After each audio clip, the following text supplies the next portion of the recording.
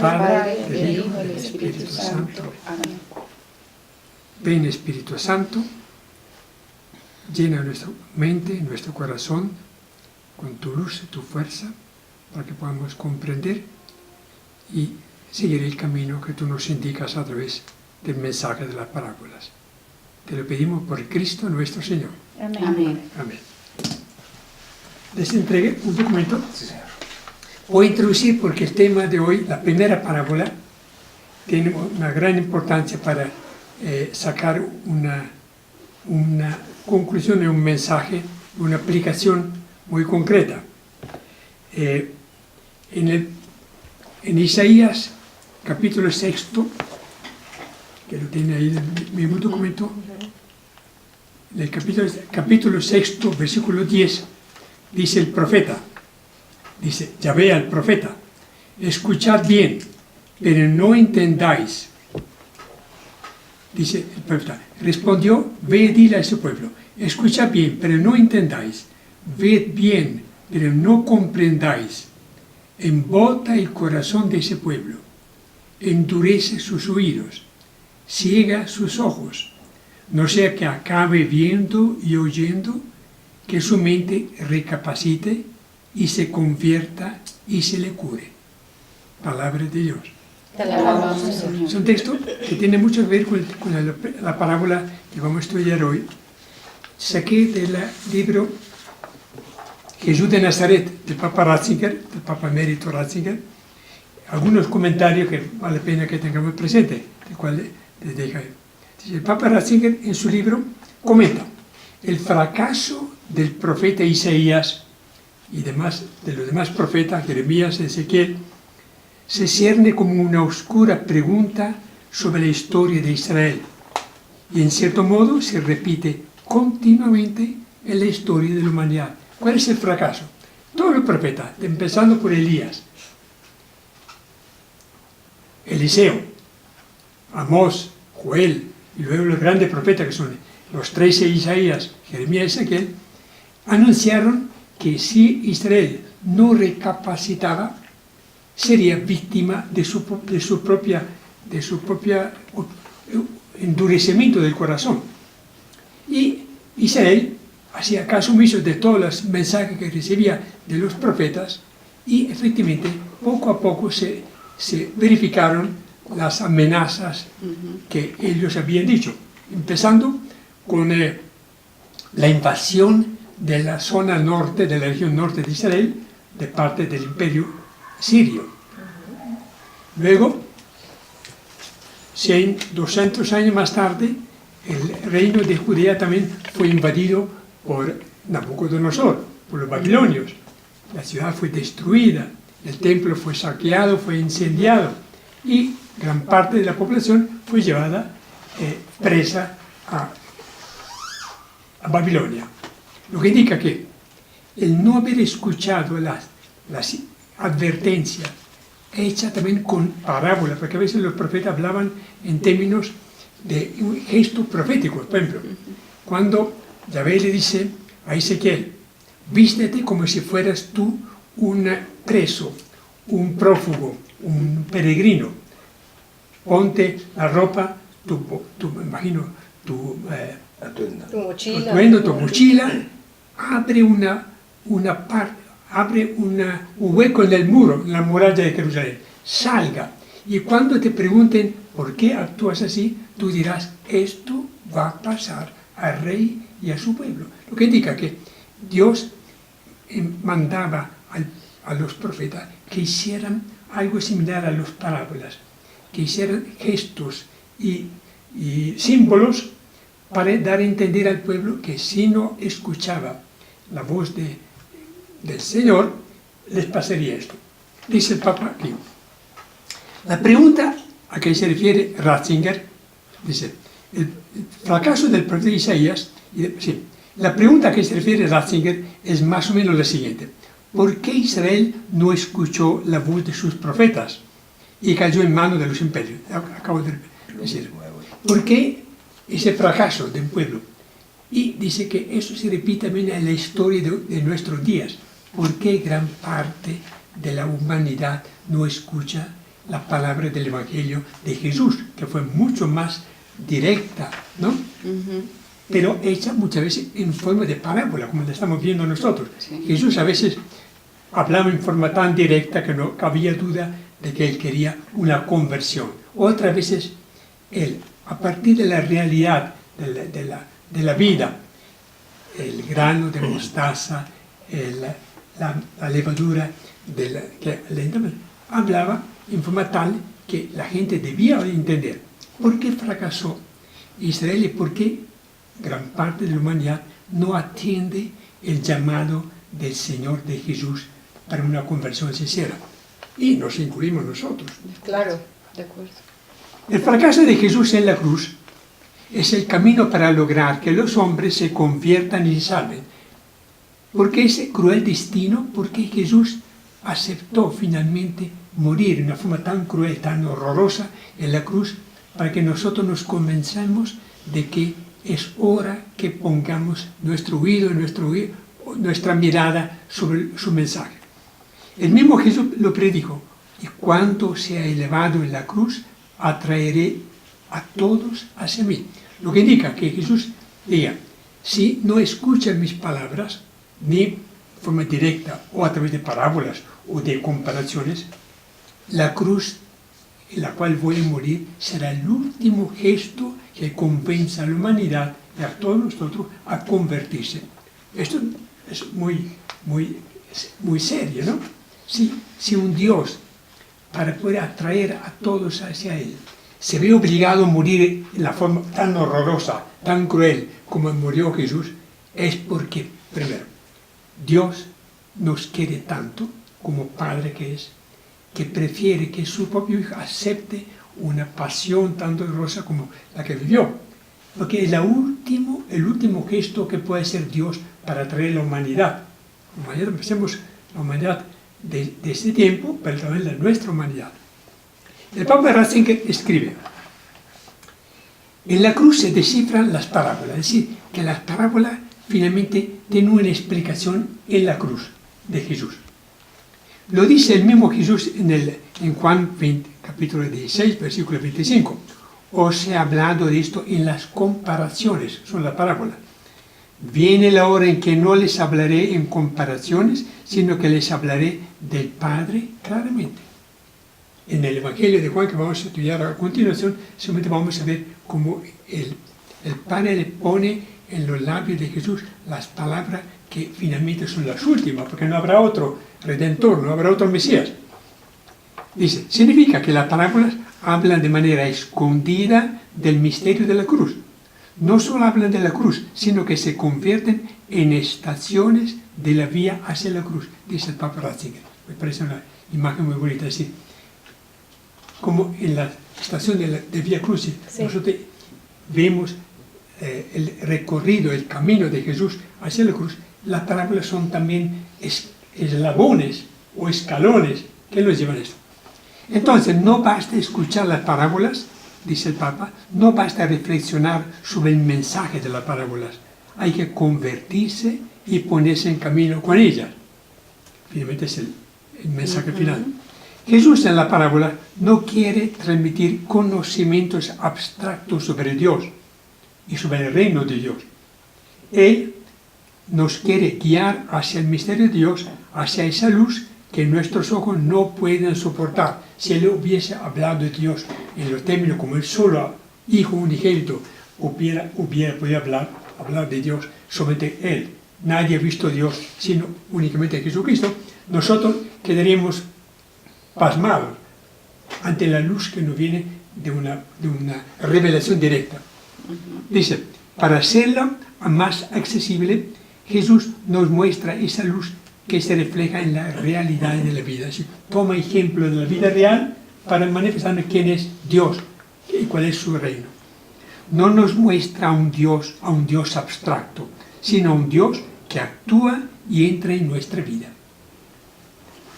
Nos preguntamos, ¿por qué no nos dejamos guiar por el mensaje de las parábolas, siendo que nos revelan la forma como Dios actúa a través de nuestra vida, de nuestra realidad? Esta pregunta nos tenemos que plantear. Tal vez la razón es que solo consideramos real lo que se puede comprobar experimentalmente, que es propio el pecado de hoy día. Tal vez la razón es, sí, pero Dios no se deja someter a experimentos. Nosotros no podemos ponerlo en un laboratorio para decir, sí, me consta que Cristo es el Hijo de Dios, que Dios es infinitamente, etc., ¿no? Esto es lo que Él reprocha a la generación del desierto, a Israel. Dice el salmista, cuando vuestros padres me pusieron una prueba y me tentaron, aunque habían visto mis obras. Nosotros vemos las maravillas de Dios en la vida de Jesús, los milagros, en la vida de cada día, vemos, sin embargo, tenemos la misma mentalidad. Acepto y creo solamente lo que yo puedo experimentar y comprobar. Y jamás Dios no se deja experimentar. Si nos parecemos al pueblo de Israel, las parábolas nos llevan de hecho a no ver y a no entender, es decir, un endurecimiento del corazón. Es lo que hablaba Isaías. Nuestro corazón se ha endurecido tanto porque creemos únicamente en lo que podemos tocar, palpar y comer. Entonces, nuestro corazón se endurece de modo que ni nuestro oído ven, ni nuestro oído oyen, ni nuestros ojos ven, ni nuestro corazón entiende lo que Dios nos quiere transmitir a través de la parábola. ¿Cuál es finalmente la conclusión? La parábola es una expresión del carácter oculto de Dios en este mundo y del hecho que el conocimiento de Dios requiere la conversión. En otra palabra, para entender las parábolas no basta creer en Dios, hay que estar dispuesto a cambiar. Porque las parábolas son continuamente llamados a un cambio, ¿no? Y vamos a ver ya la primera parábola que vamos a ver hoy, ¿no? Que es en la página 69. Voy a hacer leer la breve introducción. El pueblo de Israel carga un estigma que a lo largo de la historia le ha acarreado odio, desprecio y rechazo y muchas persecuciones. Sabemos que el antisionismo es feroz. Los cementerios de los hebreos en París son devastados porque nadie quiere saber, porque todo el mundo piensa, Israel, los judíos fueron culpables de la muerte de Jesús. Con esto ya están estigmatizados, ¿no? Siempre cargarán, pero lamentablemente acusamos a ellos de algo que ocurrió hace 2000 años, pero el rechazo del Mesías, de Jesús, de hoy día es permanente. Ellos no quieren absolutamente saber nada de Jesús y entonces decimos, ellos son los culpables, siguen siendo culpables. Sobre los dirigentes religiosos que condenaron a Jesús y lo entregaron a Pilato para que le aplicara la pena de muerte más cruel, se cierne la grave acusación de haber mandado a matar a Jesús, el Mesías de Dios, el inocente, el hombre más bueno, generoso y compasivo. Los hebreos de nuestros días no tienen ninguna responsabilidad, decía, ni cargan la culpa de sus padres. La parábola de los viñadores homicidas, que vamos a ver a continuación, fue relatada por Jesús como profecía de lo que acontecería en Jerusalén. Vamos a leer entonces, si quieren, empezamos al pueblo. En Lucas 20, arrancamos en el versículo 9. Al pueblo le contó la siguiente parábola. Un hombre plantó una viña y se le arrendó a unos labradores y se ausentó por bastante tiempo. A su tiempo, despachó a un criado a los labradores para que le entregasen el fruto que le correspondía. Pero los labradores lo apalearon y lo despidieron con las manos vacías. Despachó otro criado, pero ellos lo apalearon, lo insultaron y lo despidieron con las manos vacías. Despachó un tercero y ellos lo arrojaron malherido. Palabra de Dios. Te alabamos, Te alabamos, Señor. Esta parábola hay que interpretarla como alegoría. Cada elemento de la parábola tiene un significado, un nombre propio. ¿Quién es el hombre que plantó la viña? Dios. Cuenta la parábola de Jesús sobre la viña. El Padre es el viñador. Sí. La cepa es Cristo. Nosotros somos los sarmientos. Los que están unidos a la vid dan fruto, los que no están. Entonces, los judíos pues, no estuvieron unidos a la cepa que es Cristo, es su evangelio. ¿Quiénes son los labradores a quienes a quienes arrendó la viña. Con nosotros. Los judíos inicialmente, ¿no? Ah, bueno. En esa primera etapa de la historia de la salvación fueron ellos, nosotros somos los demás. Somos, bueno. Se ausentó por bastante tiempo. ¿Quién se ausenta? Jesús vivió entre nosotros unos 35 años. Luego se ausentó, subió, ascendió al Padre, regresó al Padre. Pero vendrá. Él prometió que vendría al final de los tiempos para juzgar. A su tiempo despachó a otro que daba. Durante toda la historia de Israel, Jesús envió a Moisés.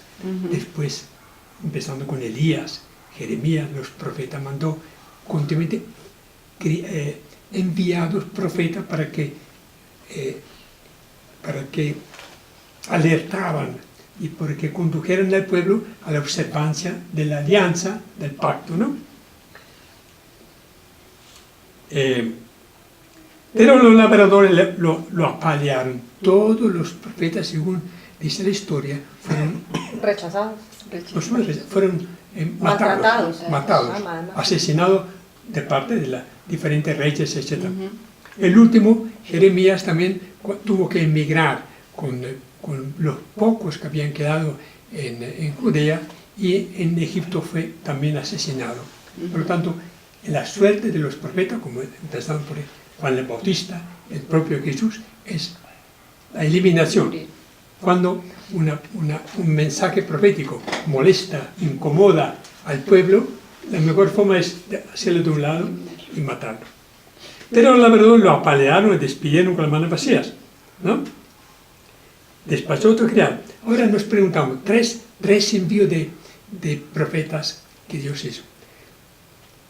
Eso es un paradójico, porque ¿qué rey, qué propietario de una viña, después del primer fracaso, vuelve, envía a otros y a otros, hasta el final, cuando envía a su propio hijo para que se haga cargo de ninguno? Uno diría, no, esta parábola es muy ingenua, porque nadie actuaría de la forma como actuó Dios, mandando profetas y profetas.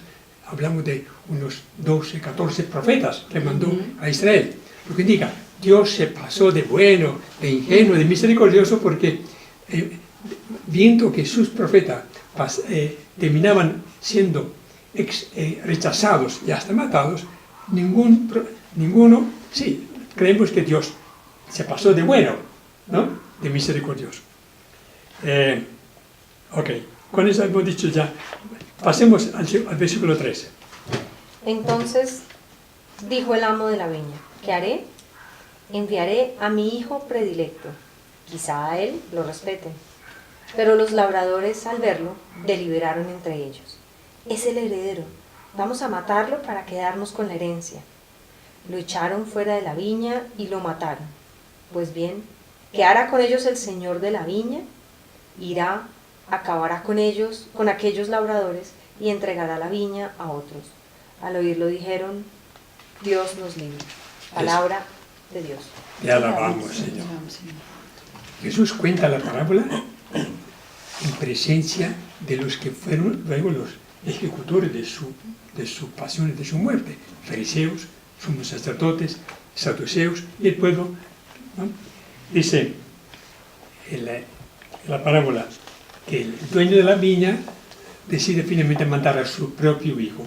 Aquí tenemos el envío de Jesús, pensando que a él sí lo respetarán. No respetaron a los tres enviados que eran enviados, porque el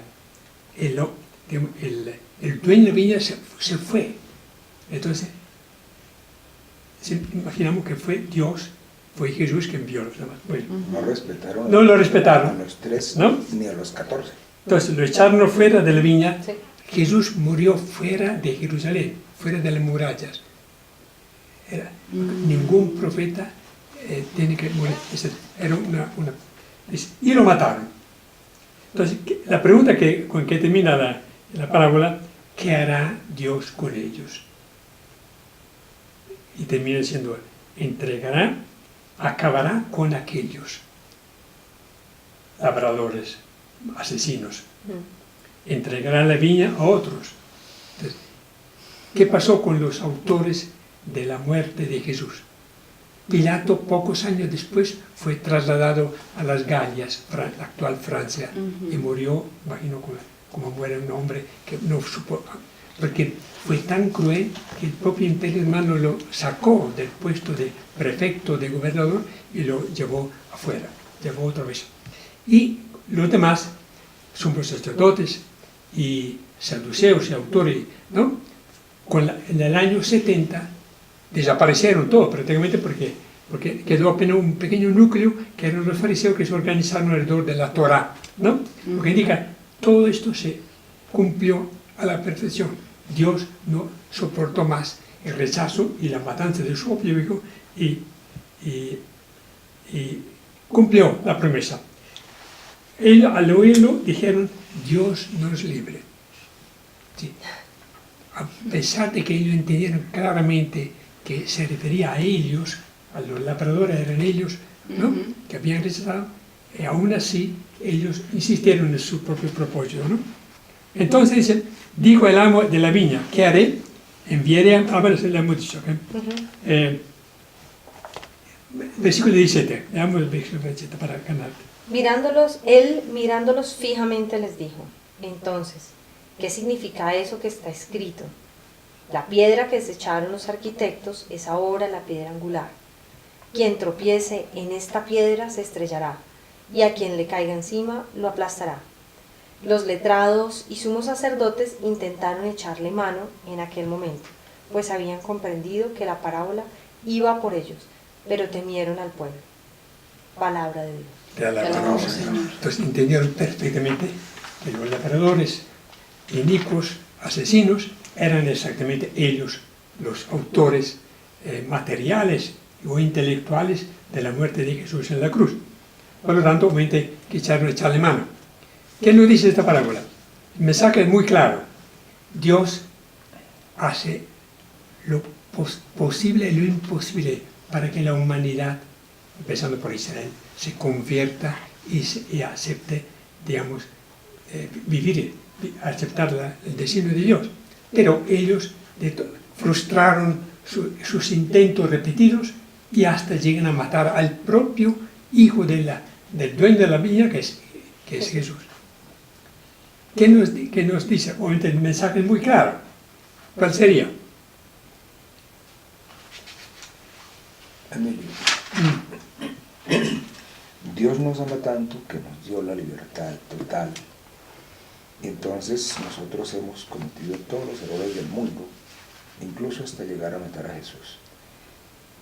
Yo me pregunto, y es una inquietud que no he resuelto, si Dios tiene el poder tan grande y sabe que sus hijos, nosotros, no somos capaces de entender la grandeza de Dios, sino que por el contrario vamos a cometer los mismos errores día tras día, siglo tras siglo, que hoy está tan vigente y más que cuando Jesús vino, o igual, no ha cambiado, igual los gobiernos, igual los poderes. Y si Dios sabía que íbamos a equivocarnos, ¿por qué no nos dio un pellizquito desde el principio? Y no nos dio tanta libertad, sino que, hombre, cuando usted se va a tropezar, no puede pasar de esta muralla.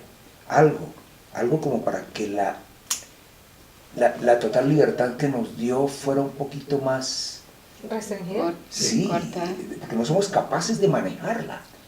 Sí. La respuesta es muy difícil porque es el misterio del mal.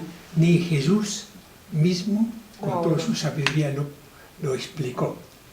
Simplemente constatamos que Dios nos ha hecho a su imagen y semejanza, nos hizo libres. La libertad es un don de Dios.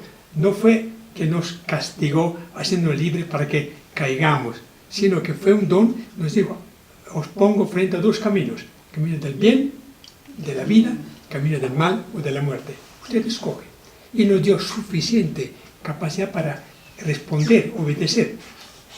El hecho de que en forma permanente Israel en este momento y luego la humanidad haya rechazado parcialmente, porque no todo, porque hay un resto de Israel que acogió, pensemos en María, los apóstoles, Zacarías, Isabel, etc. El hecho de que gran parte de Israel y de la humanidad siga rechazando es un misterio grande, porque finalmente nosotros pensamos, si Dios sabía que, nosotros pensamos como hombres, como si nosotros fuéramos un arquitecto que pone materiales defectuosos en la construcción, sabiendo que esto iba a fracasar, como sucede en los terremotos en Armenia, en Pereira, y en muchas otras partes comunitarias sucede que descubren que los materiales de la construcción de un pueblo, ¿no?, fueron insuficientes para poder sostener. Nosotros pensamos como hombres, si Dios sabía por qué no nos privó de la libertad, obligándonos a seguir un camino ya previamente fijado. Es una forma de pensar humano. Nosotros no podemos juzgar a Dios porque casi haciéndolo causante, culpable, Dios dio la oportunidad a los hombres de decidir, sabiendo que hubiéramos metido la pata, ¿no? Entonces, es una forma que no podemos colocar a Dios pensando como nosotros. Dios, como creador, Padre, acepta hasta el fracaso. Miren esta cosa. Acepta el fracaso de su pueblo. Miren, ¿por qué escogió a Israel, un pueblo insignificante en comparación con Egipto, con Siria, con Roma, etc.? ¿Por qué escogió un pueblo tan tenazmente obtuso y obstinado que finalmente fracasó? Él sabía que Israel. Pero, mire, escogió a Abraham cumplió, Moisés también, muchos otros profetas cumplieron, pero porque sabiendo que Israel fracasaría, porque insistió en escoger a este pueblo y no escogió el pueblo griego o Egipto o lo que fuera, o colombiano, ¿no? Esa es una forma de pensar. ¿Por qué aceptó que su propio hijo pagara el precio de la obstinación? ¿No? Esa es una gran pregunta, pero nadie sabe. La única explicación es que Dios amó tanto al mundo que permitió que su hijo muriera en la cruz, para que desde la cruz atrajera a todos hacia él, ¿no? Sí, la única respuesta que se nos ocurre es que Dios acepta hasta el fracaso de Israel, fracaso de muchas personas de nosotros, ¿no?, con el fin de que a través de la cruz, ¿no?, del sufrimiento, etc., nosotros podemos llegar a él. Ahora, yo creo que Dios nos dio con qué hacer la tarea, solo que es más fácil no hacer la tarea. Entonces, no todos tenemos la chispa divina, o no sé cómo ninguno está exento de ese soplo de Dios, no seríamos humanos. Entonces, yo creo que es como cuando uno le habla a alguien, tú tienes capacidad de hacerlo, tú puedes, y la persona no hace nada con nada, no sale adelante. Dios confía realmente en nosotros, como un papá sabe el potencial que tenemos para llegar a hacer lo que Él quiere que seamos. Sí. Sin embargo, no nos hubiera mandado. Sí, pero parece una ingenuidad lo que hace Dios enviando a tantos profetas. Lo mata, envía a su hijo, lo crucifica. Entonces uno dice, Dios es un ingenuo, ¿no? Pensamos como hombres, como somos, sabiendo perfectamente, decimos nosotros, sabiendo de antemano lo que iba a pasar. ¿Por qué permitió que su hijo y todas las personas que Juan el Bautista, que murió en la cárcel decapitado? ¿Por qué? Siempre la grande pregunta, el problema del mal. El mal solo tiene una explicación, viendo a Jesús morir en la cruz, donde el mal se convierte en fuente de salvación de todos. Claro que Dios hubiera podido salvar al hombre también de otra forma, pero permitió que el precio de nuestra ingratitud, fuera la propia vida de su hijo, porque el hijo podía dar la vida y retomarla. Sabía perfectamente que Jesús resucitaría, el Espíritu de Dios lo resucitó, pero la pregunta vale la pena. Pero finalmente, ¿qué nos dice la parábola esta? ¿Qué conclusión le puedo dar? Yo diría primero que todo, Dios es tan paciente, Sí, eso iba a de una decir. paciencia única, que hasta acepta el fracaso de las personas más santas, más allegadas a Él, como los profetas, ¿no? Y de su amigo para poder salvarlos. Un amor infinito que es la única explicación como actuaría así. Pero a la vez, la ira de Dios o el castigo de Dios se ve muy claramente, ¿no? Cuando dice, acabará con aquellos labradores y entregará la viña a otro. ¿A quién entregó la viña? Siendo que Israel fracasó. A los paganos, Sí. los gentiles. Jesús manda a Pablo para que predique el Evangelio a los gentiles, a los paganos. Dice de un lado a Israel, ya que no sirvió para la tarea, entonces escoge a personas como a Pablo, aunque era judío, y de ahí en adelante la iglesia ya no está conformada por judíos, sino por personas que se han convertido en Asia, en África, en Italia, en Europa, ¿no? Entonces, un amor infinito, por un lado, y la justicia de Dios. A Israel le quitó todo, el templo, los sacrificios. Únicamente se quedaron con la Torah, ¿no? Con la Biblia. Es un castigo muy fuerte, porque ya nosotros hemos heredado la viña que correspondía Ampliada. a ellos. Era el pueblo de Abraham, los hijos de Abraham, Claro. que estaban destinados a ser el faro que iluminaría a todo el mundo.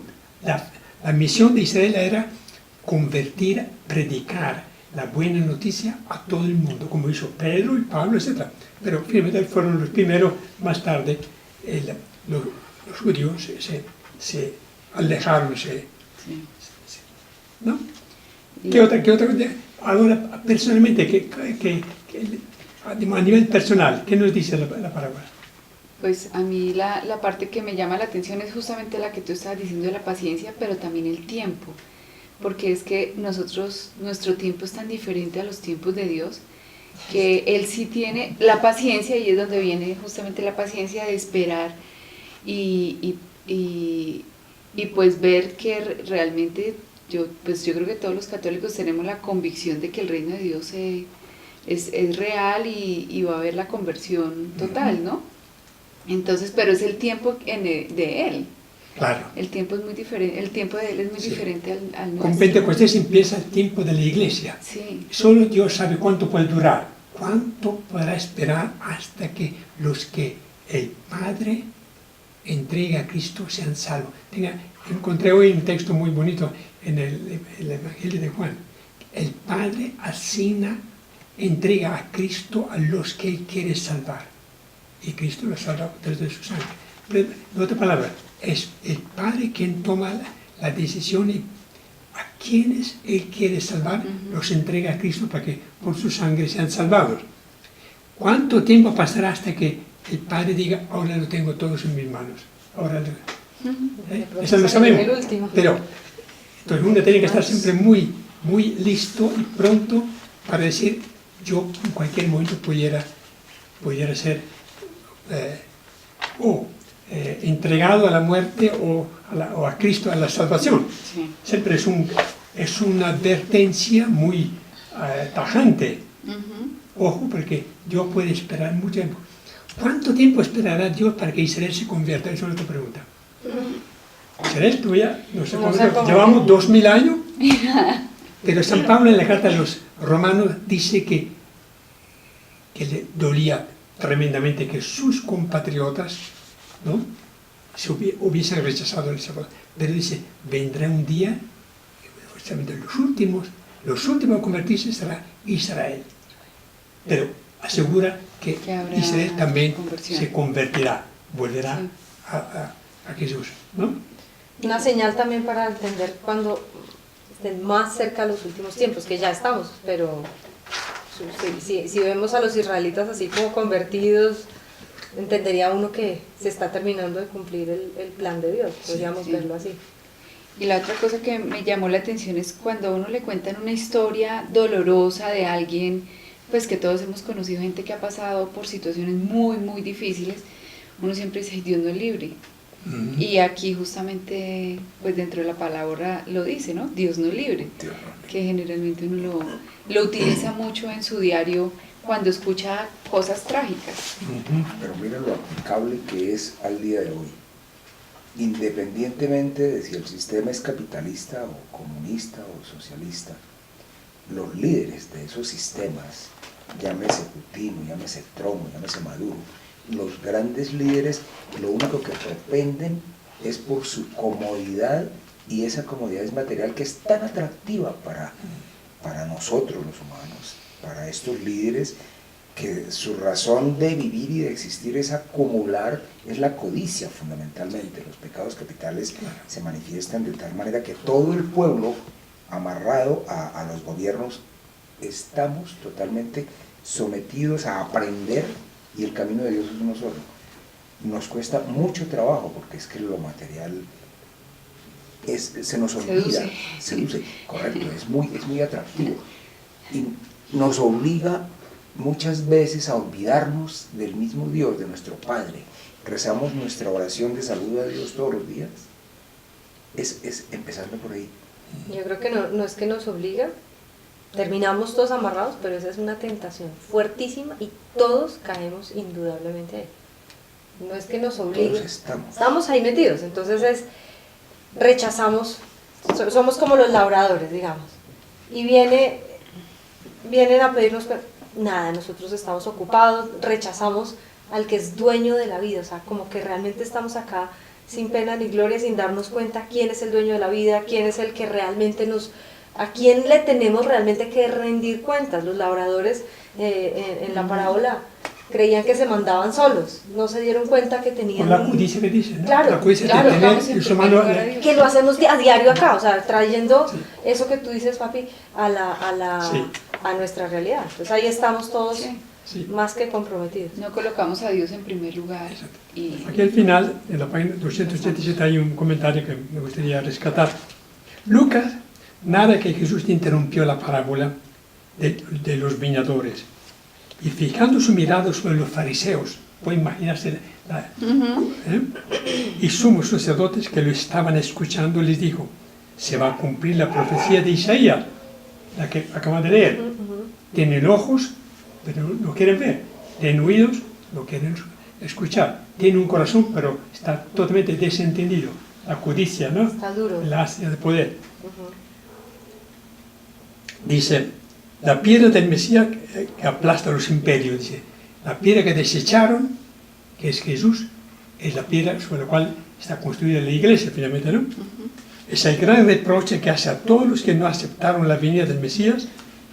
Jesús es la verdadera piedra angular del nuevo pueblo de Dios, y al mismo tiempo instrumento de destrucción, porque la piedra, el piedronón, diríamos nosotros, que le cayó encima a los responsables de la muerte de Jesús, fue violento, porque Jerusalén fue destruida, fue incendiada, se les prohibió de volver a la ciudad, porque el Imperio Romano tenía muchos problemas con ellos.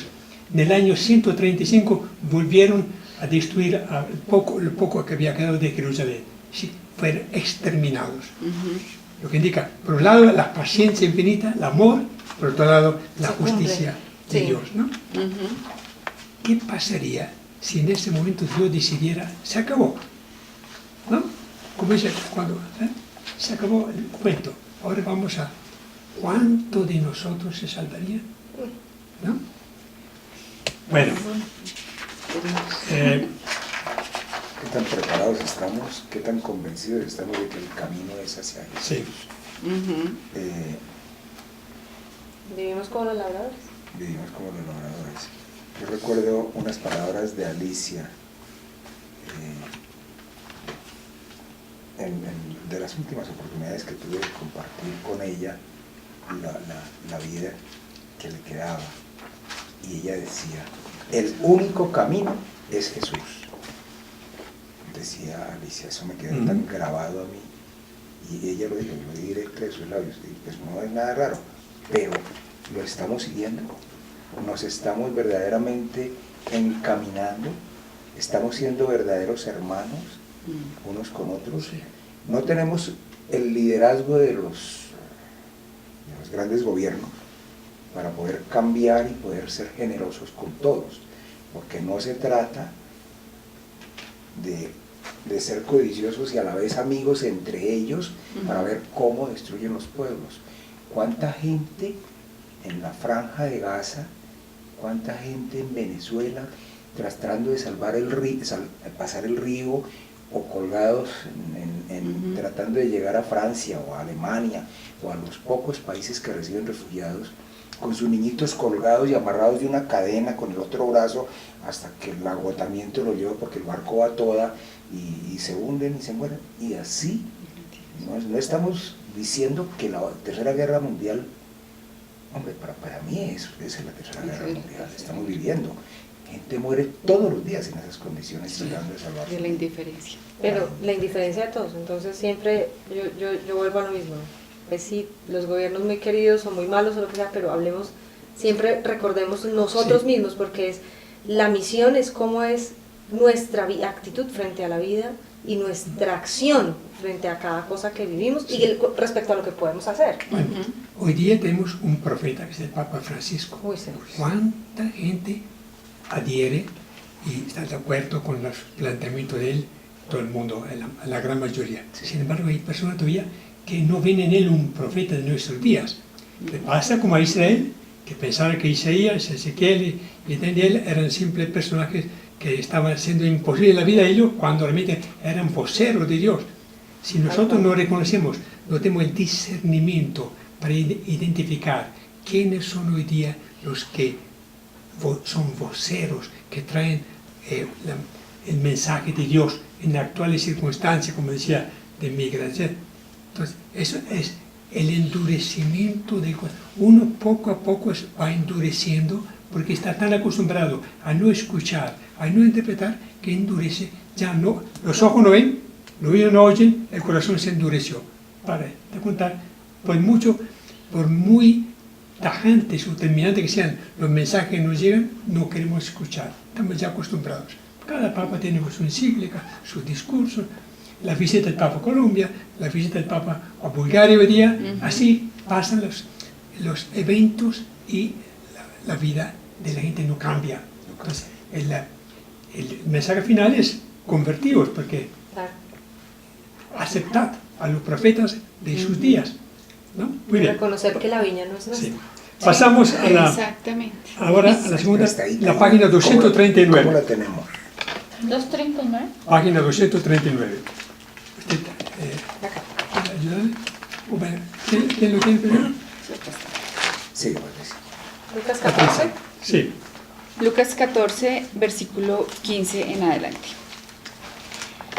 Atento a estas palabras, uno de los invitados le dijo: bienaventurado todo el que coma en el reino de Dios.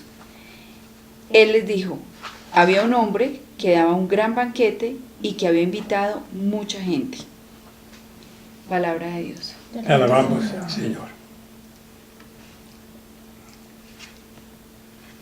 Uno de los invitados supone bienaventurado todo el que coma en el reino de Dios. Supone que era una persona que se sentía parte ya del reino de Dios, porque él se autoelogió.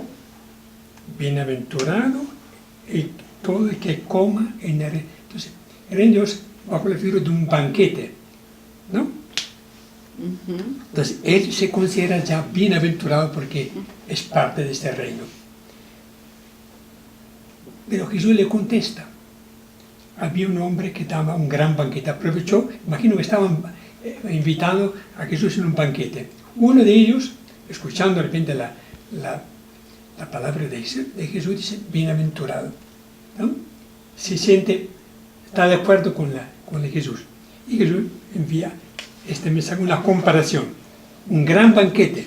Entonces, el reino de Dios se parece a un hombre que organiza un gran banquete. Si es pensemos una interpretación alegórica. ¿Quién es ese hombre que organiza un gran banquete? Jesús. Dios. Pues Dios, y con la Dios, venida Padre. de Jesús. Eso. El banquete es toda la riqueza, los vinos, los manjares que Dios nos ofrece a través de su banquete. Por eso, la palabra de Dios, la Eucaristía, el don del mandamiento nuevo, ¿no? Son manjares maravillosos, mucho más que la ley de Moisés, ¿no? Y había invitado a mucha gente, lo que indica, Dios quiere que todos participen de ese banquete. Dios no rechaza a nadie. Sigamos entonces. Envió a su servidor a la hora del banquete para decir a los invitados, venid porque ya está preparado. Entonces comenzaron todos a una sola voz a excusarse. El primero le dijo, he comprado un campo y tengo que salir para ir a verlo. Por favor, tenme por excusado. Luego otro dijo, he comprado 5 yuntas de bueyes y voy a ir a probarlos. Por favor, tenme por excusado. Luego otro, acabo de tomar mujer, por eso no puedo ir. A su vez el servidor anunció esto a su amo. Entonces, el servidor cumple el mandato, cada uno tenía una disculpa, una disculpa para no aceptar la invitación a participar en un gran banquete. San Mateo dice que fue un rey que organizó el banquete. Dios es rey. Aquí tenemos una aproximación a lo anterior. Dios manda sus servidores para invitar.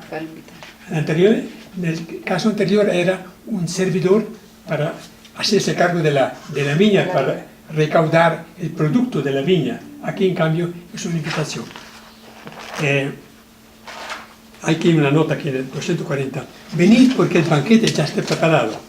Es Jesús de Nazaret enviado por el Padre a invitar a los hijos de Israel, primero de todos, antes que a cualquier persona, los hijos de Israel, y luego a todos los hombres a participar en el banquete escatológico.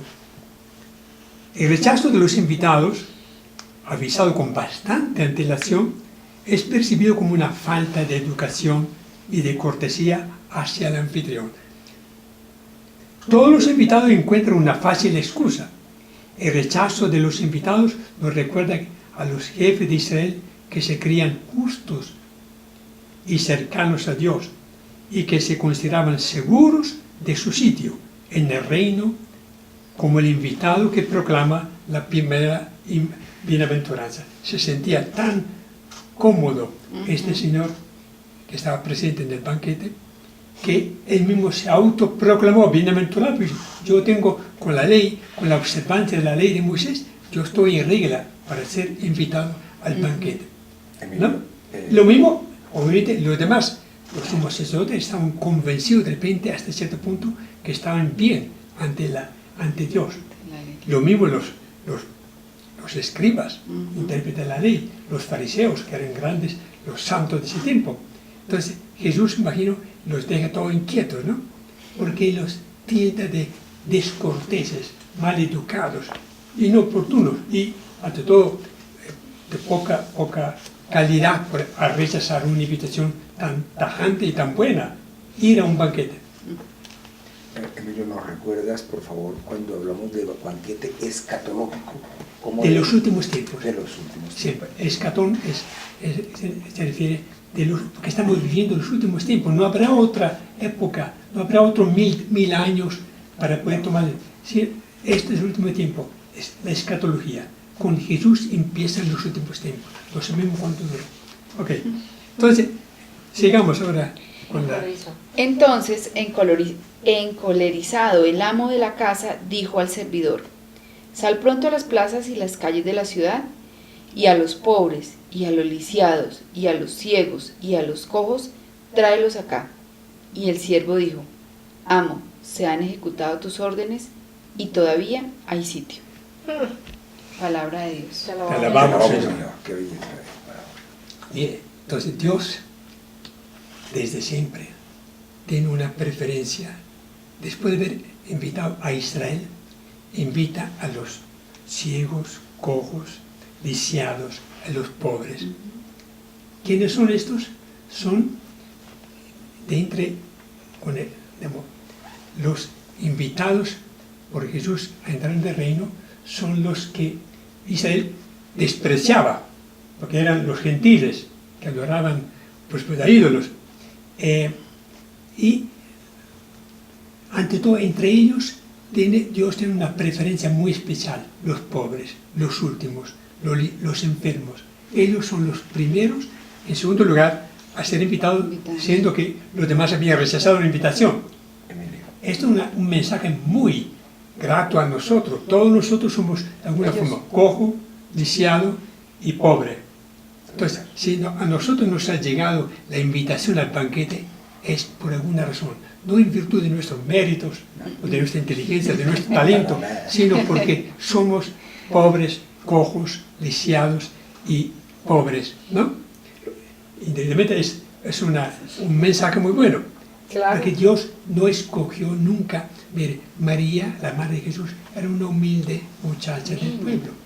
Juan Siempre el sacó los Bautista, pequeños. todos los demás, tenían algo en común. En la iglesia vemos como el Papa Francisco era un humilde hijo de migrantes italianos. Y así muchísima gente viene de los estratos más bajos del pueblo. Son muy pocas las excepciones, como de repente un San Agustín, que era un hombre intelectual, etc. Pero la gran mayoría son de los miembros de la iglesia, son personas que vienen del pueblo, los santos ante todo, ¿no? De acuerdo. Mira lo que vuelve y amarra, y esto es hermoso. Nosotros sí tenemos esas limitaciones, y alguien con mucha fuerza decía, no, es que una de las religiones más poderosas del planeta invitan es a la pobreza y a la miseria. No invitan a eso, invitan a los Al pobres pobre. y a los limitados, quienes somos nosotros. Que pasa que hay gente Porque es se que siente así. los que primero tienen que escuchar, pues no escucharon. Entonces estamos invitados nosotros Además, al banquete. El Evangelio Ojalá y escuchemos. es un mensaje dirigido a las personas que no tienen puesto su confianza ni en el dinero, ni en el poder, ni en las oportunidades. Porque los ricos No tienen ya necesitan. con qué poder justificar su vida. El pobre no tiene a nadie más que a Dios. Por eso, bienaventurados los pobres, los que lloran, los hambrientos, porque ellos no tienen nadie más en quien confiar, sino en la providencia de Dios. Y Dios recompensa la fe y la confianza de los pobres, dándole prioridad en el reino. Ir a las plazas, a las calles, a los pobres, lisiados y a los ciegos y cojos. Está representado toda la pobrecía del mundo, son los primeros a recibir, sí, son los que van a recibir la invitación. De una vez Israel fue dejado de un lado, ¿no? Ellos tenían la preferencia. Mire, Israel hubiera sido el primer pueblo que en su totalidad hubiera adherido a Cristo, ¿no? Tenía toda la ventaja. No, pues más avisos, más Tenían profetas, los más... profetas, Ahí todo. tenían el templo, tenían todo para justificar Tenían los gobiernos mismos. todo. En cambio, Adherir a Jesús Sí. hubiera sido divino. Cada uno- Todo el pueblo en la misma. pero esto también es no tiene el poder. una indirecta para nosotros. Los que creemos tener la bienaventuranza de estar en el banquete del reino, podemos ser desechados si no aceptamos puntualmente la invitación de Dios. Sí, nosotros podemos correr el mismo riesgo. Es decir, yo Claro. estoy muy bien, bienaventurado el que está, dice el texto, bienaventurado todo el que come en el reino de Dios. Yo soy buen cristiano, me alimento de la Eucaristía, de la palabra, por lo tanto yo estoy salvo. Pues no. Porque finalmente los que reciben la invitación más apremiante son personas que yo considero de repente, De ¿sí? acuerdo. ¿Entiendes? Sí, sí. Bueno, entonces el mensaje es muy actual. Sí. Entonces sigamos. A partir del Pentecostés dice, los apóstoles mismos del Evangelio salieron pronto por las plazas, en las calles de Asia, de Europa, para invitar a todo el pueblo a tomar parte del banquete del reino, ¿no? Unos acogieron su anuncio y otros ni siquiera se disculparon, simplemente no se sintieron aludidos, ¿no? Sigamos con el versículo 23. Versículo 23. El amo dijo entonces al sirviente: sal por los caminos y a los cercados, y a los que encuentres, oblígalos a entrar, para que mi casa se llene.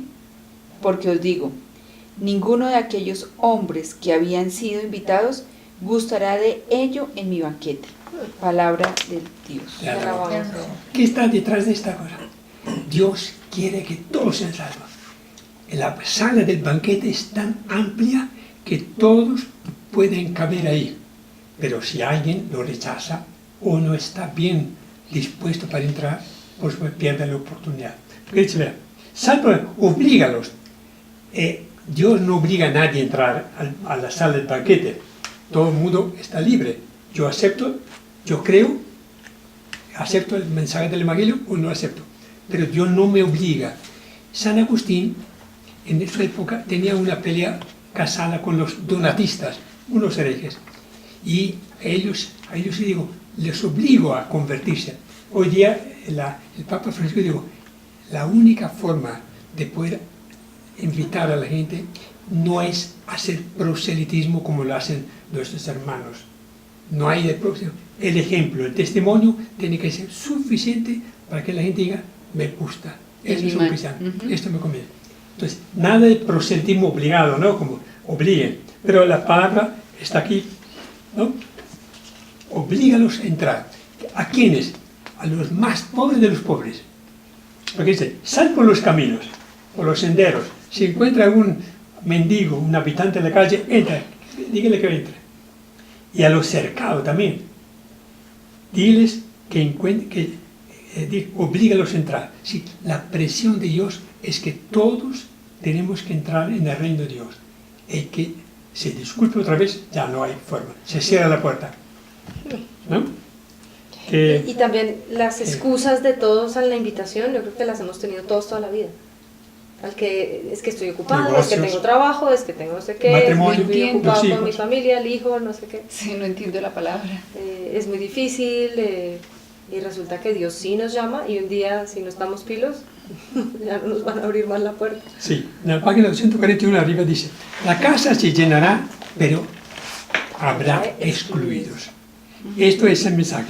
No hay alegría por la entrada de los penúltimos y de los últimos, sino tristeza por la exclusión de los primeros. Claro. Jesús lo dice así, porque os lo digo, ninguno de aquellos hombres, sus propios compatriotas, ninguno de aquellos hombres que habían sido invitados gustará de ello en mi banquete. Entonces, hay un interrogante. ¿Será que Israel entrará al banquete? ¿Será que nosotros que nos consideramos el nuevo Israel, la iglesia de Cristo, entraremos al banquete o nos va a pasar que con nuestros pequeños, estúpidos pretextos nos quedamos fuera esperando cuando, ¿no? La pregunta cabe. Claro. Ninguno de aquellos Claro. hombres que habían sido invitados gustará de ellos en mi banquete. Lo que tú dices, no hay que sentirnos muy salvos como para no Sí, nada. ponernos muy cómodos, que ¿Cómo digamos. dice? Bienaventurado el que está comiendo en el banquete del reino. Nosotros podemos sentirnos ya medio salvados. Medio. Tener siempre hambre, ¿no? Siempre Tener siempre eso. como hambre. Y porque siempre sentirse siente. que ya es hora de... Dice acá, la parábola fue muy comentada por los padres doctores de la Iglesia. Santo Tomás de Aquino dice que el hombre que invita es Cristo, obviamente. Su gran banquete son la comida eucarística, la Sagrada Escritura, la gloria celestial. En esas tres comidas vemos las tres invitaciones de que Cristo dio a su servidor. Sobre la orden de obligar a entrar, San Agustín utilizó este texto para obligar a los herejes donatistas a volver a la fe católica. Hoy, en plena época de respeto de los derechos humanos, no se puede utilizar este argumento a favor de métodos coercitivos para obligar a alguien a afiliarse a cualquier institución. Sí, no hay que hacer presión, pero sí hay que acosar un poco a la gente. Acuérdate que si tú no te conviertes, te puedes condenar. Esta es una presión muy legítima, ¿no? Es una herramienta que tiene la Iglesia. En Cuaresma, ¿qué se dice? Todo el mundo, Conviértete y cree una en el invitación Evangelio. a la conversión, a la penitencia, etc. Es una invitación que a veces puede molestar a mucha gente, pero es verdad, uno tiene que decirle, es el único camino que nos queda. Y puede ser la última oportunidad. Después la última oportunidad. Nadie sabe si mañana Dios ya no- Amanecemos vivos, no sabemos. Claro. No sabemos. Sí, claro. Emilio, Exactamente. ¿me ayudas en esto? Yo no entiendo cuando hablan los herejes donatistas. Sí, era una secta que no me acuerdo exactamente que predicaba, pero era contraria a la fe católica. San Agustín, que era obispo de Sagasti, en el norte de África, tuvo que luchar contra esto porque obviamente le interesaba que todo el mundo entrara en la Iglesia Católica. Mira, el Papa va, visita a todo el pueblo, pero nunca oímos de él una sola palabra de desprecio, de desacato Todo contra respeto. las religiones, la musulmana, la ortodoxa, la judía, etc. Él respeta muchísimo, pero su sola presencia hace entender que es una invitación a formar parte del banquete del reino. Ahí está la grandeza no necesariamente de nuestra iglesia, sino la grandeza de Jesús, porque nuestra iglesia deberíamos ser todo el mundo. Todos somos invitados. Todos con nuestra presencia deberíamos invitar, así como tú dices, a Sí. las demás personas a ser Exacto. parte de... Aquí hay un comentario. Para los gentiles de la comunidad cristiana de Antioquía, perdón, porque Lucas envía su evangelio a esta comunidad. Esta parábola narrada por Lucas tuvo que haber causado una inmensa alegría, pues ellos se identificaron con los pobres, los lisiados, los ciegos y los cojos que fueron invitados a entrar al banquete del reino. Nosotros deberíamos dar todos los días, gracias Señor, yo me siento invitado por ti. Te doy gracias porque soy un pobre, desgraciado, pecador, pero tú, a pesar de todo, me invitaste a tu banquete. Con el bautismo, cada día tenemos la invitación. Entonces es una parábola muy seria, muy dolorosa, porque mire que hay gente que está por fuera, cierra la puerta, ya el banquete empezó. Hay un evangelista que dice, uno de los invitados entró con la ropa inadecuada. Lo sacaron. Y entonces el dueño, el rey que entró, dijo, échalo. Porque se supone que una invitación exigía Vestido adecuadamente. un atuendo adecuado.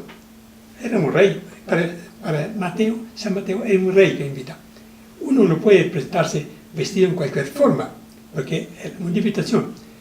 Aún los pobres y el cojo tenían que presentarse bien. Ahora, pensando bien, uno tiene que presentarse ante el juicio de Dios, ante el banquete, vestido de la gracia de Dios. No puede pretender entrar a la fuerza al banquete, porque obviamente el dueño, el rey, va a saludar a cada uno de ellos, se encuentra. Claro. Qué vergüenza. ¿Ah? El padre Barron hace una interpretación acá muy linda y dice, Sí. cuando morimos, entramos al banquete. Y cuando nos damos cuenta que nuestra pinta no corresponde, es porque estamos llenos de barro, de pecado, de cosas que no nos permiten Sí. irradiar la luz, digamos. Entonces, Sí, sí. hasta que no nos limpiemos y hasta que no tengamos la pinta adecuada, no vamos a poder entrar al banquete. Ahí estaríamos hablando incluso del purgatorio, Del estaríamos purgatorio. hablando incluso desde esta misma parábola, Sí. y de cómo de verdad tenemos que pensar en nuestro atuendo espiritual para que el día que nos toque estemos listos.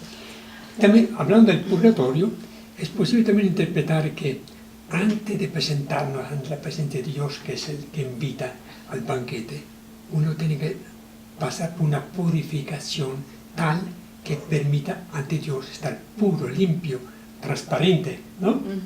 No, es ingenuo pensar que uno muere y ya tiene a Dios en la mano.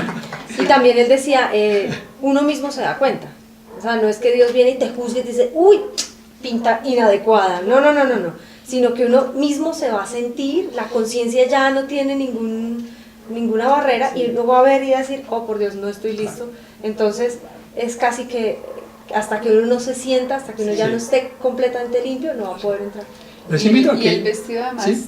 pueden ser los Sí. sacramentos, o sea, además de la gracia. Sí, la gracia es la vestidura sacramental, es la gracia, es una nueva naturaleza, que es la naturaleza divina que nos da Dios, es sí, un cambio radical. Bueno, les invito a que recemos la oración que está aquí porque viene muy oportuna ya que es rezamos todos. Dios y Padre nuestro, que has enviado a muchos mensajeros y profetas al pueblo de Israel, para invitarlo a entrar al banquete de la alianza. Cuando vino la plenitud de los tiempos, enviaste a tu propio Hijo, Jesucristo, el Mesías, a proclamar la buena noticia del perdón, de la bondad y de la salvación de Dios. Muchos en Israel rechazaron tu llamado a la conversión y a la fe. Entonces abriste la puerta a los pobres, lisiados, ciegos y cojos de todas las naciones. Señor, yo me siento identificado con ellos. Ayúdame a no rechazar tu apremiante invitación. Y si me ves indeciso o vacilante, empújame a entrar, para que disfrute de las alegrías de tu banquete en el reino del Padre. Amén. Qué hermoso. Yo sí me dejo obligar. Súper lindo. Sí, a mí sí que me obligue también. Sí, Muy bien. que me empuje. Empújame. A mí empújame, pero no me dejes. A mí, ¿Cuál es el empuje? Mándeme una Transmilenio. enfermedad, mándeme una cosa que me obliga a pensar. Es hora que yo me convierta. Eso dicen los O, santos. sí, puede ser un empujón de Dios, puede ser cualquier, un buen libro, una amistad, una enfermedad también. Es un empujón de Dios. Un curso de Biblia. Póntele. Eso. Muy bien. Vamos a la... Vamos, 280. el árbol de higos, 299. 299. Del mismo tomo 2.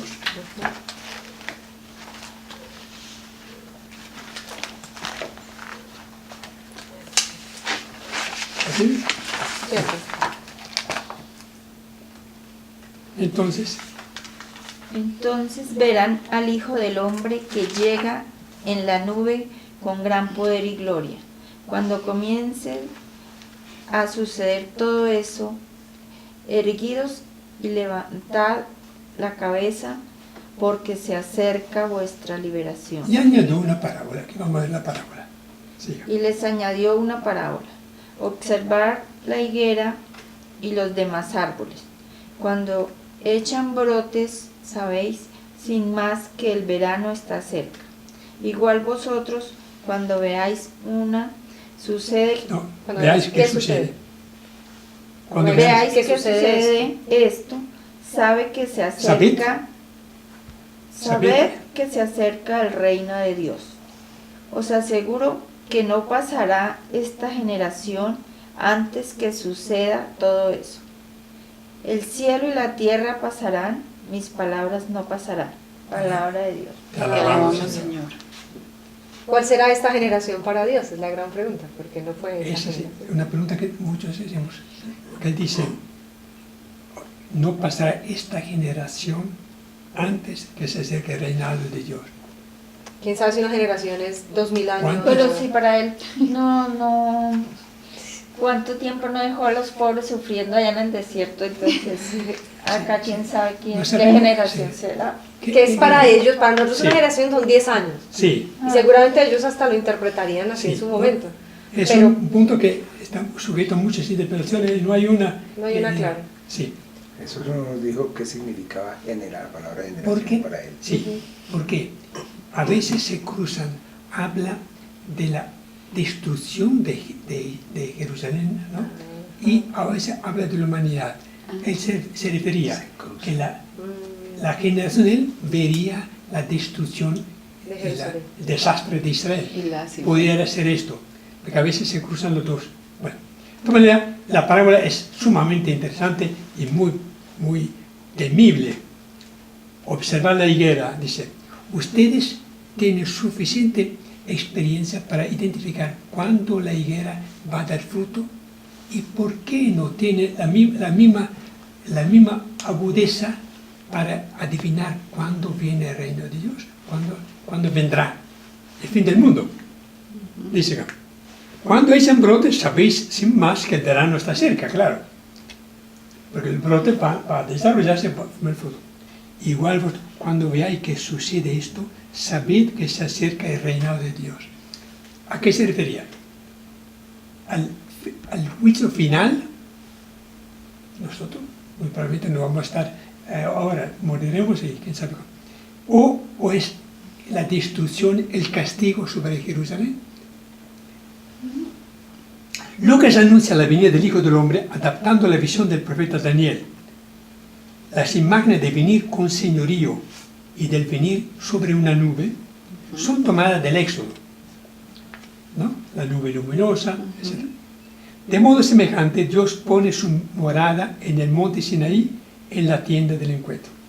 Dije, Lucas contempla la parusía como un acontecimiento gozoso de liberación definitiva. La venida del Hijo del Hombre será asimismo liberación. Lo que el evangelista ha dicho hasta ahora es ilustrado por medio de una parábola. Bueno, dice, todo esto está condenado al olvido, pero no las promesas de Cristo. Al final del versículo 30. La bóveda del cielo, el firmamento, será enrollada como se enrolla una hoja de papel. El planeta tendrá tierra, un día será destruido. En cambio, las palabras de Cristo tendrá cabal cumplimiento. En ellas se funda nuestra esperanza. Independientemente de cuándo ocurrirá esto, nosotros sabemos que este planeta Tierra, el universo entero, será enrollado, como uno hace cuando enrolla papel. Dios dice, se acabó, ¿no? Lo único seguro es que la palabra, la promesa de Cristo tendrá cabal cumplimiento. Habrá un juicio y unos serán llamados a la salvación, otros al abismo, ¿no? Entonces, Jesús, ¿qué dice? Si nosotros tenemos suficiente inteligencia para adivinar cuándo la higuera dará fruto, porque después del brote vendrá el fruto completo. En ese tiempo los higos eran una industria de la agricultura de ellos, sin fruto.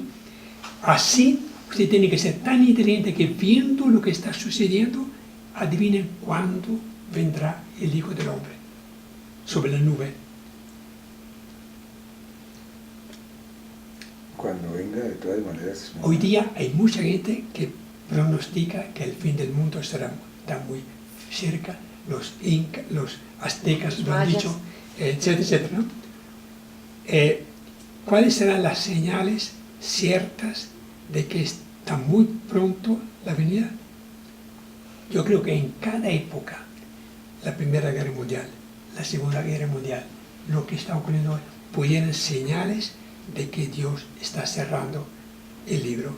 Sí, esa migración que hay. Nadie puede asegurar que hoy día nos quede todavía mucho tiempo, porque puede que los acontecimientos actuales sean señales de que el reino de Dios está próximo a llegar, sí, que está próximo a finiquitar, ¿no? Sí. Nadie puede descartar que estamos todavía falta muchísimo tiempo, ¿no? Porque ¿quién lo puede decir? San Pablo dice que antes del fin del mundo, dice, el Evangelio será anunciado a todas las naciones e Israel se convertirá. Esa es El Evangelio en ese momento está anunciado en todas partes. Lado. China, Japón, en todas partes. La primera señal. Israel todavía está muy lejos. Uno pensaría que falta, pero quién sabe. Pero nadie lo sabe. Pero eso no, exactamente, nadie lo sabe y no es una garantía. No podemos asegurar qué va a pasar, solo Dios lo sabe. Ya el agua se está acabando, el planeta está contaminado. Señales. Un día viene el Señor Jesús, coge su planetica, lo sacude de toda la maldad, no sabemos si salimos despedidos o nos quedamos, y Él, no sabemos cómo es. Es un misterio, solo el Padre conoce cuándo vendrá, cuándo será el fin del mundo, ni el Hijo del Hombre. Entonces, uno tiene que estar siempre pendiente, porque puede pasar en cualquier momento, aunque nadie tiene la última palabra en esto. Igual nuestros días, independientemente del juicio, están contados. Claro. Entonces puede ser en 10 días, en 10 años, en 1000 años, igual. Lo que tenemos que hacer es ahora, no en el Leamos la juicio. ¿Qué tenemos que hacer? Poned atención que no se os embote la mente con el vicio, la embriaguez y las preocupaciones de la vida, de modo que os sorprenda de repente aquel día, pues caerá como una trampa sobre todos los habitantes de la tierra. Velad en todo momento, pidiendo poder escapar de cuanto va a suceder y presentarnos ante el Hijo del Hombre. Palabra de Dios. Te alabamos, Sí. Mensaje es claro, la conclusión. contundente. Si es así, no os empotéis la mente del vicio, la embriaguez, las preocupaciones. Que no sorprenda aquel día, porque dice, caerá como una trampa sobre todos los habitantes. Lo que indica es, será ¿cómo diría? Que nadie lo puede prever. Imprevisto, Impredecible. impredecible. Como una trampa. Como un derrumbe. Imagínate, es un Sí, derrumbe. así tan. Ahí es donde nos invita a estar preparados. Exactamente. Mi No madre estar en su importando en la gran- cosa de ese mundo. Emilio, mi madre en su gran sabiduría decía que el juicio era para cada uno en el momento de su muerte. Claro, Y Claro. no Ya está, sabemos. ahí ya está definido. claro. Pues a ver si O sea, ya ahí no hay cuando nada que se hacer. El fin del revela, mundo, hay el que fin del hacer mundo eso. Es es el la momento muerte. de la muerte. Se acabó la vida. ¿No? De modo que el fin del mundo para uno, pero habrá una Un fin del mundo. venida en la gloria y Así, poder. sí. Jesús vendrá con sus ángeles, sus santos, y juzgará a la humanidad. Y todos habrán resucitado. ¿Quiénes? Los elegidos, resucitados para la gloria, con un vestido cuerpo blanco. glorioso, como el cuerpo de Jesús. Los condenados con un cuerpo, quién sabe cómo estará el cuerpo de ellos, pero todos serán revestidos con su cuerpo, todos resucitarán, la palabra, todos los muertos, sea los elegidos que no. A mí me parece acá muy interesante donde dice las preocupaciones de la vida, porque es que creo que ahí sí Ahí es donde Todos. entramos todos todos enredados. en ese canasto. No niega que uno tiene que preocuparse, Sí, pero creo que nos Pero- preocupamos demasiado. no estar únicamente pendientes. Nos preocupamos De más de día, la cuenta. bueno, hasta ahí. Tenemos mucho color. Una parábola obviamente muy de actualidad, porque siempre nos preguntan, ¿cuánto durará este mundo? ¿No? Uno Pero se mira que pregunta, la gente dice, velad en todo momento pidiendo poder escapar de cuanto va a suceder. Lo que alguna vez tú decías, mejor no estar, si es posible ese día. Ujú. Muy bien, pasemos Seguimos con Lucas, ¿cierto? del siervo, Sí. página 209, siempre Lucas, página 209. Aquí Lucas. Lucas 12, del 35 en adelante. Eso. ¿Quiere leer? ¿Le das? Desde acá, 35. Sí, que vuestras, Que vuestros riñones estén ceñidos y vuestras lámparas encendidas. la imagen de riñón es, vamos a ver. Jesús pide vigilancia o servicio de papá, lucidez y responsabilidad.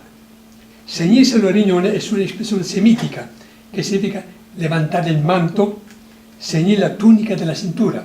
No el riñón como que la túnica que tiene esté bien ceñida. ¿No? Para caminar sin riesgo de tropezar o para trabajar sin estorbo. Significa que cuando una persona estaba en actividad tenía con la correa levantada la túnica, el único hábito que tenían ellos, para no tropezar, ¿no? Y los riñones están necesariamente a la altura de la correa. De la corriente, del Al cordón. contrario, aflojarse el cinturón significaba quedarse tranquilos y descansar. Ok. Tener ceñidos los riñones recordaba la salida apresurada de Israel de Egipto, cuando tuvieron que comer la última cena, la cena pascual, de pie, con el bastón puesto, ¿no? Y los panes ácimos para iniciar Inicia. La marcha. la marcha. La mención de las lámparas hace alusión al símbolo pascual. Los judíos esperaban que el Mesías llegara en las horas de la noche. Entonces uno tiene que tener la lámpara siempre encendida, la lámpara de la fe, de la oración, y listo para arrancar. Otra parábola que nos coge de sorpresa. Que nos invita a lo mismo, ¿no? Cada día uno debería decir, de repente, hoy es el último día, esta noche es la última noche, un infarto, cualquier cosa. Uno, El santo cura de Ars siempre, Sí. siempre invita a que pensemos en la muerte. Si tenemos siempre presente la muerte, vamos a ser conscientes de nuestros límites, de todo, y empezamos Del a efímero que es cambiar. la vida. Exactamente, empezamos a cambiar la visión. Sí. El mensaje es, el que ha puesto su confianza en Dios y confiesa al Hijo del Hombre, el que se cuida de la farsa de este mundo y vence las preocupaciones mundanas, debe saber la hora, el kairos, siempre famoso kairos, en que vive y prepararse para acoger la palabra y la venida de Dios y ponerse al servicio del proyecto de Cristo. Entonces, siempre estar listo para, si Dios me confía una misión, arrancar, teniendo la lámpara encendida. Siga. ¿Y vosotros? Versículo 36, seguimos con Lucas. Y vosotros sed semejantes a las gentes que aguardan a su amo cuando deje las bodas, para abrirle apenas haya llamado. Palabra de Dios. Te alabamos. Te alabamos, Señor. Aquí viene la explicación. Los esclavos de esa finca no tenían un horario fijo de trabajo. Tenían que estar disponibles a toda hora. El amo de la finca había ido a unas bodas, pero podía regresar a cualquier hora. Ellos tienen que estar listos para abrirle la puerta e iluminar con sus lámparas el camino de entrada y atenderle. Entonces, Jesús puede venir en cualquier momento. Y tenemos que estar listos para... también la palabra de las vírgenes, prudentes y necias. Uno que está listo para abrirle la puerta, porque estamos al servicio de Él. Los primeros cristianos interpretaron así: el amo es su Señor, que esperan en la parusía. Parusía es la fin del mundo. La atmósfera nupcial hace pensar que en la llegada del reino, Jesús parece decir: no sabéis la hora de mi llegada, aguardadme. Velar es una característica de los discípulos del Señor. Siempre estar en espera, guardando, y en cualquier momento viene el esposo o viene el amo.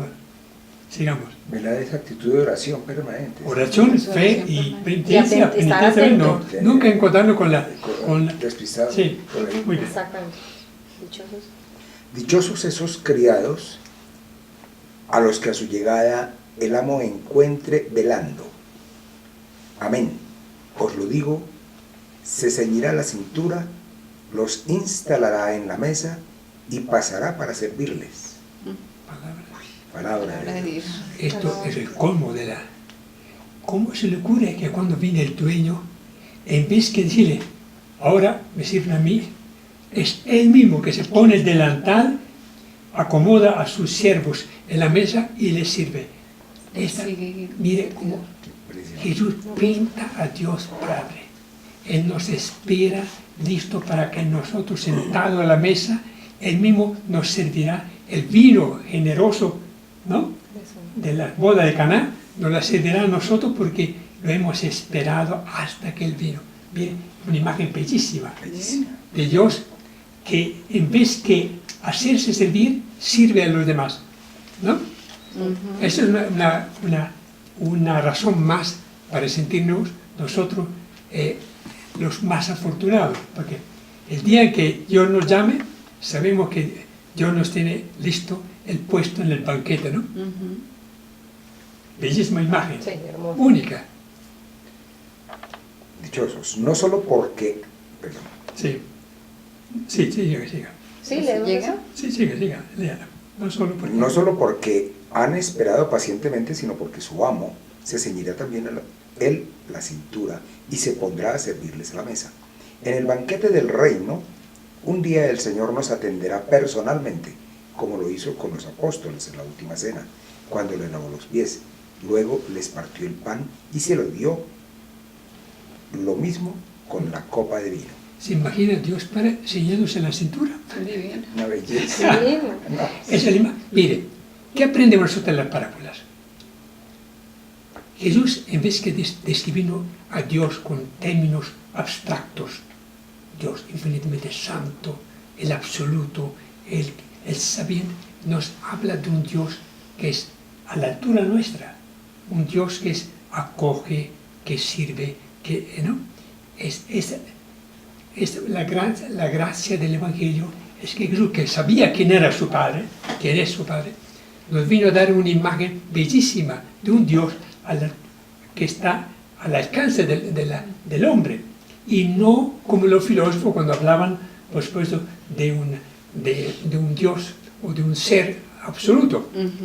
Las palabras nos acercan tanto a Dios que uno no cree que sea Dios del cual habla, ¿no? Sí, porque es un Padre amoroso, sabemos que es nuestro Padre amoroso. O sea, es realmente la fotografía de lo que sentimos que es ese amor. Y Jesús fue exactamente la copia de su Padre.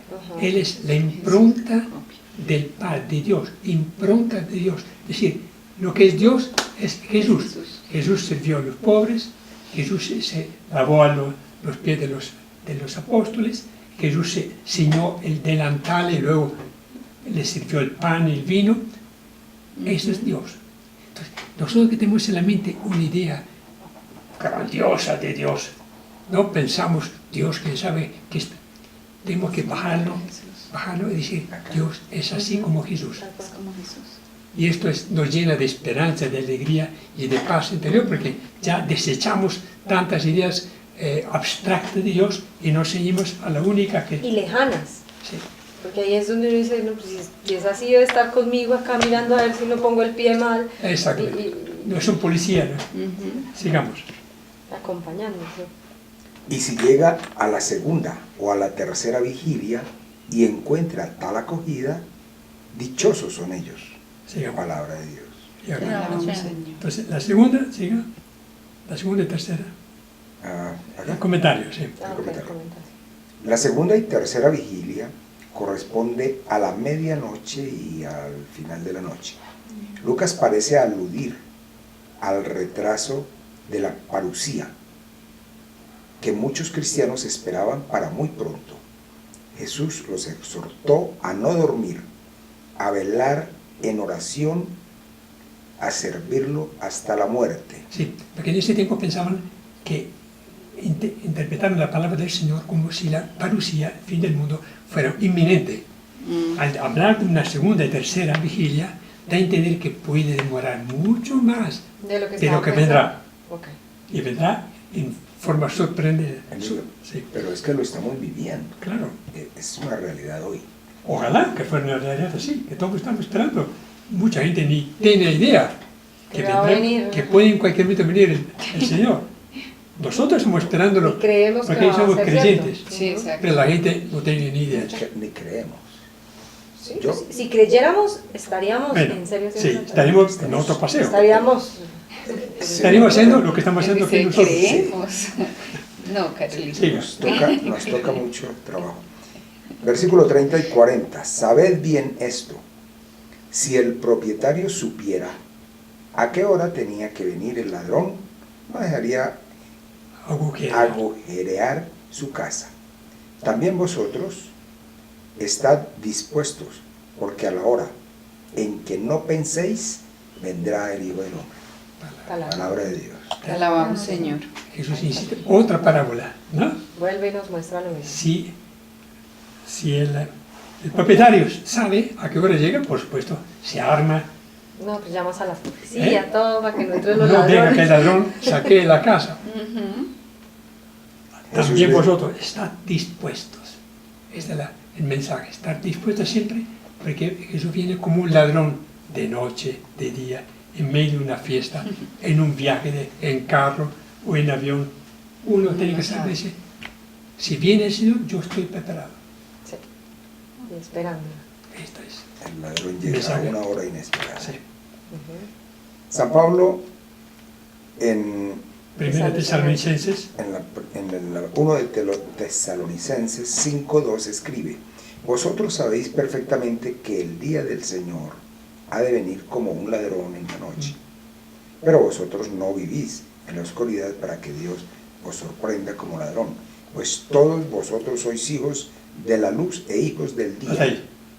Nosotros supone que los cristianos somos hijos de la luz, hijos del día, que llevamos la luz de Cristo, que es la gracia. Por lo tanto, supone que todos estamos preparados. Y seguimos, siga usted, Patricia, versículo 41.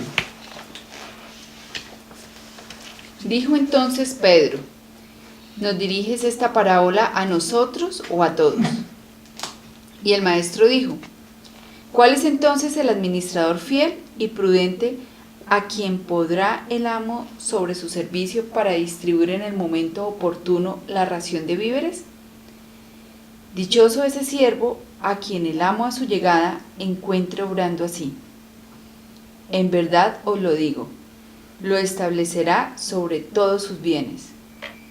Pero si ese servidor se dice en su corazón: mi amo tarda en venir, y empieza a golpear a los criados y criadas de servicio y a beber y a emborracharse, vendrá el amo de ese servidor el día en que no lo aguarda y en la hora que no sabe, lo cortará en dos y les dará su parte con los no creyentes. Palabra de Dios. Te alabamos. ¿A quién se dirigía esta? Pedro le pregunta, ¿nos diriges a nosotros esta parábola? Es decir, Jesús habla a sus 12 apóstoles, a los 12, porque creían, de repente, pensaban que ellos estarían exentos de esta realidad. Y por lo tanto que dice, cuando Lucas escribe, 40 años después de la resurrección, las iglesias estaban guiadas por buenos pastores, regulares pastores o malos pastores. Claro. Entonces, era muy probable que Lucas quiera advertirles, mucho ojo a los pastores, a los servidores, ¿no? Que están usurpando o ocupando su tiempo en maltratar a la gente, a los creyentes, a los fieles, porque entonces el Señor vendrá y hará justicia también a ellos. El hecho de que estén al servicio del reino no indica que un siervo pueda hacer lo que le da la gana. Tiene que cuidarse del doble, porque dice, vendrá el amo de ese servidor el día en que no lo aguarda, lo cortará en dos. ¿No? La palabra es muy fuerte, ¿no? Pero indica que lo castigará severamente, porque obviamente está usurpando su calidad de servidor del rebaño. Yo creo que es la responsabilidad que realmente debemos tener todos conciencia, porque todos hemos escuchado que esto en la iglesia, o es que este que tanto va a la misa, este que es Emaús, este que está en la congregación mariana, y mire tal cosa. Entonces es bien difícil, digamos, esa responsabilidad que tiene la persona que está al servicio de la iglesia. A mayor dignidad y poder en la iglesia, mayor es cuidado en esperar el amo. Sí, Dice, en otra palabra, será más fuerte el castigo o el premio para el que haya servido con cuidado. Exacto. Yo creo que ya Terminamos. Pero alcanzamos ahí a terminar esta parábola. ¿Terminamos esta, sí? Sí, porque tiene... ¿Cuánto falta? Sí. ¿Solo esta ya? Sí. Sí, esta nomás. Terminamos con esta. Sí. No, versículo 47. Ya. Ese servidor que conocía la voluntad de su amo, pero no estaba preparado, ni actuó a fin de cumplir esa voluntad, recibirá muchos golpes. Pero el que no la conoce, pero actuó de tal forma que merece golpes, recibirá pocos. A quien mucho se le ha dado, mucho se le exigirá, y a quien mucho se le ha confiado, se le exigirá más aún de él. Palabra de Dios. Esta palabra, cada uno será juzgado de acuerdo a los dones, talentos que ha recibido. Hay que recibir muchos talentos y falló, recibirá muchos golpes. Hay que no conocía, sí, que no tenía la preparación suficiente, también recibirá golpes, recibirá el castigo, pero no tanto como el que tenía mayor dignidad. ¿Sí? Obviamente el mensaje es claro, cada uno, según los dones que haya recibido, será también juzgado. De acuerdo. Uh-huh. No en igual forma. Indica un juicio muy personal, muy justo. Muy bien. Muy bien.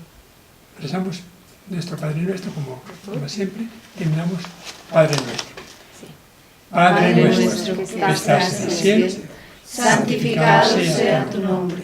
Venga a nosotros tu reino. Hágase tu voluntad en la tierra como en el cielo. Danos hoy nuestro pan de cada día. Perdona nuestras ofensas, como también nosotros perdonamos a los que nos ofenden. No nos dejes caer en la tentación y líbranos del mal, Padre nuestro. Amén. Padre, del Hijo, del Espíritu. Bueno, avanzamos. Muy bien, un montón.